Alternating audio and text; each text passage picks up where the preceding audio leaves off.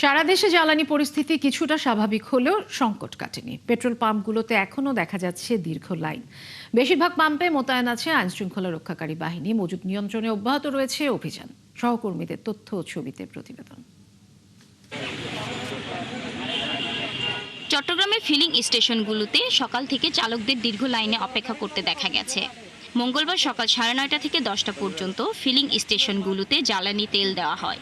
Motorcycle, ব্যক্তিগত গাড়ি ও পরিবহন চালকরা জানান, অনেক ফিলিং স্টেশন বন্ধ থাকায় যেগুলো চালু আছে সেখানে ভিড় বেশি। আমরা বড় পার্টি হিসেবে আমাদের 2 গাড়ি দিচ্ছে, যারা ছোট পার্টি আছে তাদেরকে অনেক কম দিচ্ছে, ওদেরকে 1 গাড়ি 1.5 গাড়ি এরকম তেল দিচ্ছে। আমরা 2 শিফটে পুলিশ, ওনারা আমাদেরকে হেল্প করতেছে। এর কি থানা থেকে আসতেছে। ভোগান্তি তো আসলে একটু আছে, তো আমি চেষ্টা করব, আসলে সরকারকে বলার চেষ্টা করব যে বাকি পাম্প যেগুলোতে আমাদের এখন বন্ধ ওগুলো যাতে তারা খুলে দেয়। নেত্রকোনার জ্বালানি সংকট মোকাবিলায় তৎপর জেলা প্রশাসন। অবৈধ মজুত ঠেকাতে চলছে মোবাইল কোর্ট অভিযান। আর ডিপো থেকে সরবরাহ শুরু হওয়ায় কিছুটা স্বস্তি ফিরেছে জেলায়।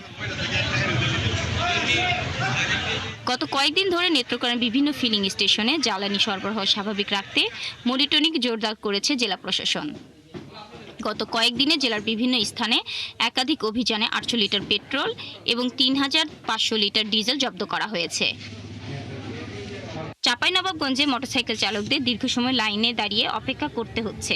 চালকরা অভিযোগ করেছেন, তারা চাহিদা মতো তেল পাচ্ছেন না। মঙ্গলবার সকাল থেকে বিকেল পর্যন্ত শহরের বিভিন্ন ফিলিং স্টেশনে মোটরসাইকেল চালকদের দীর্ঘ সারি লক্ষ্য করা গেছে। যেসব স্টেশনে তেল রয়েছে সেগুলোতেও সীমিত পরিসরে তেল বিক্রি করা হচ্ছে।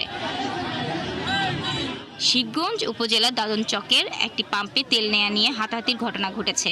যদি 500 টাকা তেল দেয় তাহলে মনে করেন যে আমাদের 4-5 দিনের আসা লাগে না।